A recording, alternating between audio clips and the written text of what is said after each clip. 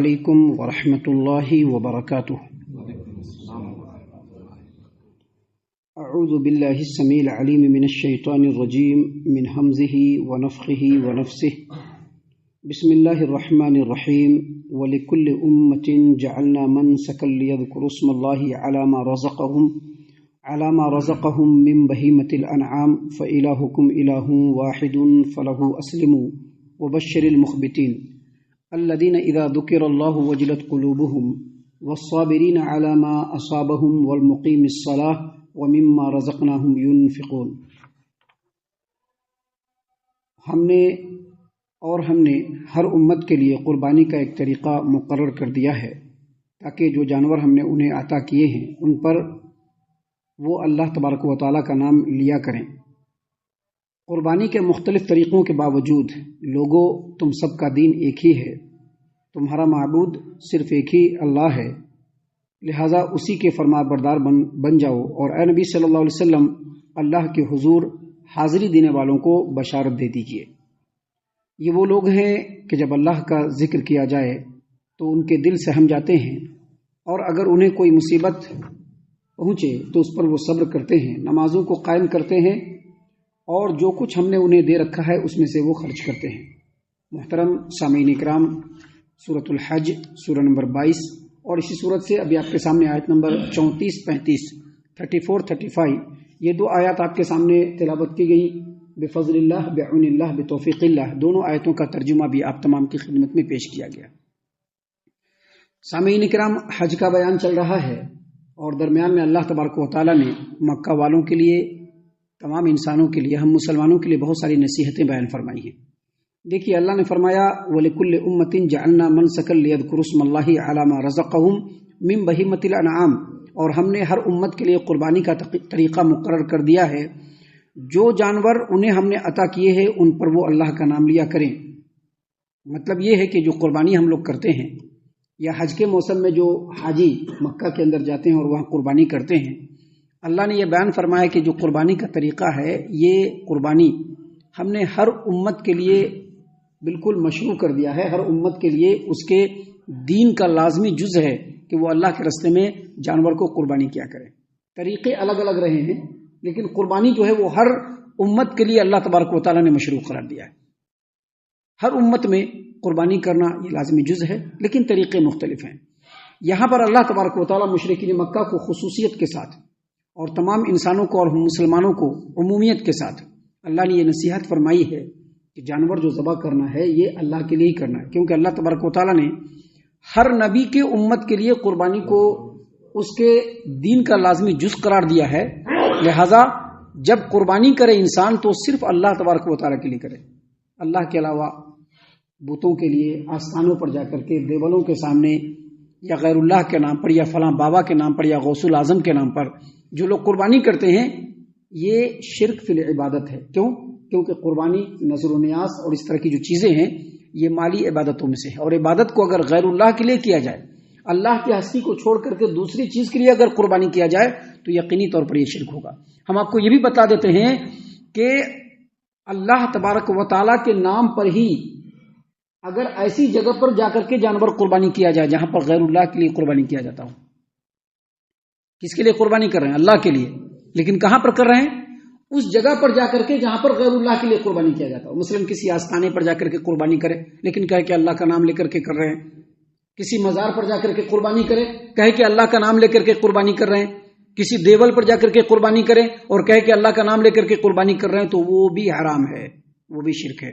اللہ تبارک و تعالیٰ نے اس چیز سے منع کیا، کیونکہ یہ شرک تک لے جانے والے عمل ہے۔ سامعین کرام، یہاں پر اللہ تبارک و تعالیٰ نے اسی بات کو بیان کیا کہ دیکھو، ہر امت کے لیے قربانی کا طریقہ مقرر کر دیا ہے۔ وجہ یہ ہے کہ تاکہ جو جانور ہم نے ان لوگوں کو عطا کیے ہیں اس پر وہ اللہ کا نام لے۔ اللہ کا نام لے مطلب کیا؟ اللہ کے لیے قربانی کرے، غیر اللہ کے لیے قربانی نہیں کر سکتے۔ طریقے اگرچہ مختلف ہیں، لیکن سب طریقے کا مطلب کیا ہے؟ اللہ تبارک و تعالیٰ کو راضی کرنا۔ اسی لیے اللہ تبارک و تعالیٰ نے آگے مزید فرمایا فَإِلَٰهُكُمْ إِلَٰهٌ وَاحِدٌ۔ لوگوں، اگرچہ تمام نبیوں کی امت کے اندر جو قربانی کے طریقے ہیں وہ الگ الگ ہیں، لیکن یاد رکھو تم تمام کا معبود جو ہے وہ ایک اللہ تبارک و تعالیٰ ہے، فَلَهُ مُسْلِمُونَ، لہٰذا اس کے سامنے جھک جاؤ۔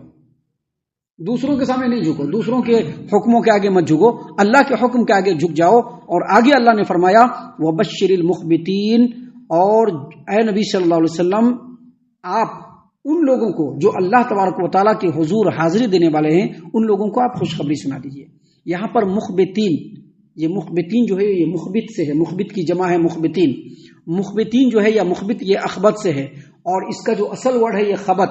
خبت جو ہے نار کے ساتھ جب آتا ہے تو اس کا مطلب یہ ہے کہ آگ کا جو انگار ہوتا ہے، کوئلے کے اوپر جو آگ کا انگار ہوتا ہے وہ انگار بجھ جائے اور اس پر راکھ کی چادر چڑھ جائے۔ یعنی اس کا مطلب اور مفہوم مفسرین نے یہ بیان کیا ہے کہ ایسا آدمی جو اللہ کے حکم کے سامنے اپنی نفسانیت کو، اپنی انانیت کو، اپنی پندار نفس کو، اپنی تمام چیزوں کو اللہ کے حکم کے سامنے بالکل مٹا دے، ایسے آدمی کو کہتے ہیں مخبت۔ یعنی ایسا آدمی جس کے اندر تواضع ہو، انکساری ہو، اللہ تبارک و تعالیٰ کے حکم کے سامنے بچھ جانے کا جذبہ ہو، ایسے آدمی کو کیا کہتے ہیں؟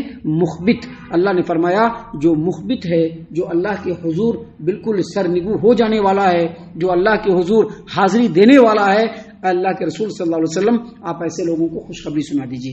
یہ تو تفسیر مفسرین نے بیان کیا ہے، لیکن مخبت کی تفسیر اللہ تبارک و تعالیٰ نے خود اگلی آیت کریمہ میں بیان فرمائی ہے کہ مخبت کس کو کہتے ہیں۔ اللہ نے کیا کہا؟ وبشر المخبتین، اے نبی صلی اللہ علیہ وسلم آپ مخبتین کو خوشخبری سنا دیجئے۔ اور مخبتین کون لوگ ہیں؟ الذین اذا ذکر اللہ وجلت قلوبہم، کہ جب ان کے سامنے اللہ کا ذکر کیا جائے، اللہ کا نام لیا جائے تو اس کے دل سہم جاتے ہیں۔ مخبت وہ لوگ ہیں کہ جب ان کے سامنے اللہ کا نام لیا جائے تو ان کے دل سہم جاتے ہیں کہ کہیں ہم سے کوئی ایسا کام نہ ہو جائے یا ہم سے کوئی ایسا عمل سرزد نہ ہو جائے جو اللہ تبارک و تعالیٰ کی مرضی اور منشا کے خلاف ہو۔ جب بھی ان کے سامنے اللہ کا ذکر کیا جائے، اللہ کا نام لیا جائے، ان کے دل بالکل سہم جاتے ہیں۔ مخبت کی جو پہلی صفت ہے اللہ تبارک و تعالیٰ نے بیان فرمائی، اور آگے مزید فرمایا والصابرین علی ما اصابہم، اور مخبت وہ ہے کہ جب ان کو کوئی مصیبت پہنچتی ہے تو اس پر وہ صبر کرتے ہیں، واویلا نہیں مچاتے، جزا فضا نہیں کرتے ہیں۔ یہ صبر جو ہے وہ دو طریقے سے ہوتا ہے، ایک اگر مصیبت آئے اس پر صبر کرنا، دوسرا اللہ تبارک و تعالیٰ کی اطاعت و فرما برداری کرتے ہوئے جو تکلیفیں اور جو پریشانیاں جھیلنے کو ملتی ہیں اس پر صبر کرنے والے کو بھی مخبت کہتے ہیں۔ ابھی فجر کی نماز پڑھنا ہے، بڑی پریشانی ہوتی کہ نہیں ہوتی ہے؟ نیند کو چھوڑنا پڑتا ہے نا۔ فجر سے پہلے اٹھنے والے جو لوگ رات کی نماز پڑھنے کے لیے اٹھتے ہیں ان لوگوں کو بھی بڑی تکلیف ہوتی ہے۔ جو لوگ یہ عمل انجام دیتے ہیں ان کو خوب پتا ہے کہ اس عمل کے انجام دینے والے کو جب وہ رات کے 3 بجے 2:30 بجے یا 3:30 بجے اٹھتے ہیں ان کی پورے جسم میں درد رہتا ہے، لیکن پھر بھی وہ اللہ تبارک و تعالیٰ کے لیے اٹھتے ہیں صبر کرتے ہوئے۔ اس کو کہتے ہیں صبر کرنے والے۔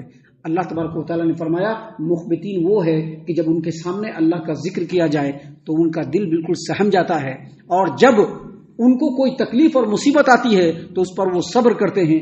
والمقیم الصلاۃ، اور نمازوں کے آداب کو قائم رکھنے والے۔ مقیمین الصلاۃ کا جو ترجمہ کیا ہے، والمقیم الصلاۃ جو ترجمہ کیا ہے مترجمین اور مفسرین نے، جو نماز کے آداب کو قائم رکھنے والے۔ ابھی نماز کے آداب کیا ہے؟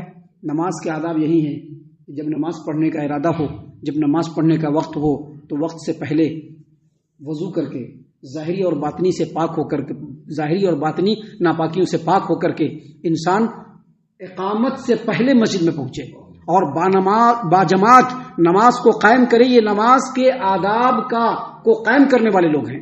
اللہ تبارک و تعالیٰ نے فرمایا مخبتین وہ لوگ ہیں کہ جب ان کے سامنے اللہ کا ذکر ہو تو ان کے دل سہم جاتے ہیں، جب ان کو کوئی تکلیف پہنچتی ہے تو صبر کرتے ہیں۔ والمقیم الصلاۃ، اور نمازوں کے آداب کو قائم رکھنے والے ہیں۔ ومما رزقناہم ينفقون، اور جو کچھ اللہ تبارک و تعالیٰ نے دیا ہے اس میں سے وہ خرچ کرتے ہیں۔ یہاں پر سب سے پہلے ایک بات سمجھ لیجیے کہ جو بات بیان کی گئی مخبتین کی جو تعریف اللہ تبارک و تعالیٰ نے کی ہے، یہ ان لوگوں کے لیے خاص ہے، یہ ان لوگوں کے لیے خاص ہے جو حج کرنے کے لیے جاتے ہیں، اللہ کو راضی کرنے کے لیے جو حج کرنے کے لیے جاتے ہیں ان کے لیے خاص ہے، کیونکہ جب وہ حج کا سفر کرتے ہیں تو ان کو تکلیف بھی پہنچتی ہے اس سفر میں۔ جب وہ حج کا سفر کرتے ہیں تو اس میں بہت کچھ خرچ بھی کرنا پڑتا ہے کہ نہیں کرنا پڑتا ہے۔ حج کا سفر کرتے ہیں تو سفر میں نمازوں کے ضائع ہونے کا بھی اندیشہ ہوتا ہے، لیکن اس کے باوجود وہ نمازوں کو قائم کرتے ہیں۔ اور سفر میں جب ہوتے ہیں حج کے سفر میں تو ہمیشہ ان کے دل میں یہ خیال ہوتا ہے کہ اتنا سب کچھ لگا کر کے اللہ کو راضی کرنے کے لیے جا رہے ہیں، پتہ نہیں کوئی ایسا عمل نہ ہم سے سرزد ہو جائے جس سے ہمارا رب جو ہے ناراض ہو جائے.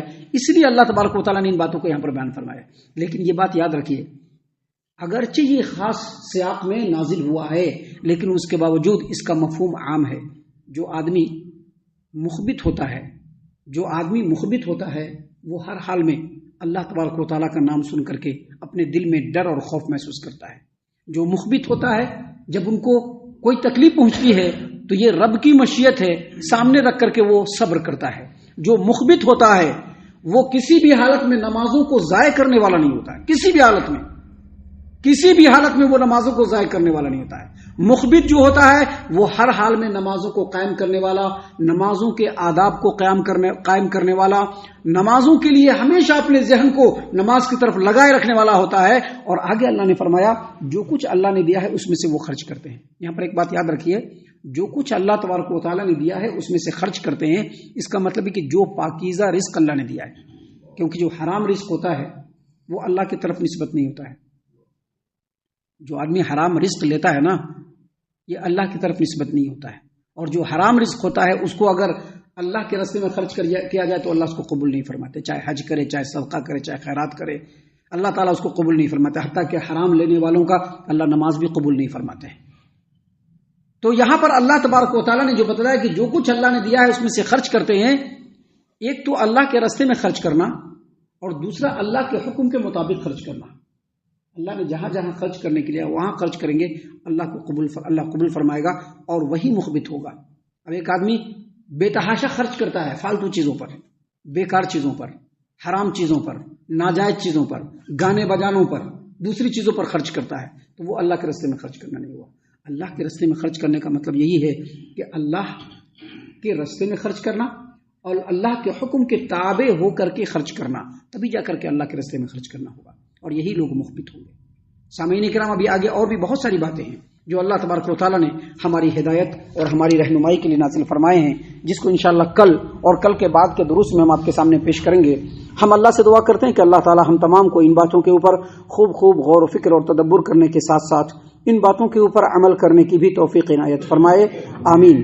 اللہ تعالیٰ ہم تمام کو صحیح معنوں میں پکا سچا مومن مسلمان بنائے. اللہ اور اس کے رسول صلی اللہ علیہ وسلم کی اطاعت و فرما برداری کرنے والا بنائے. صحابہ کرام رضی اللہ عنہم کے طریقے پر چلنے والا بنائے. جنت الفردوس میں جگہ عطا فرمائے. اے اللہ ہم تمام کو جہنم سے پناہ دے. اے رب العالمین ہم تمام کو جہنم سے پناہ دے. اے مالک الملک ہم تمام کو جہنم سے پناہ دے. آمین یا رب العالمین. وما علینا الا البلاغ المبین. تبارك الذي نزل الفرقان على عبده ليكون للعالمين نذيرا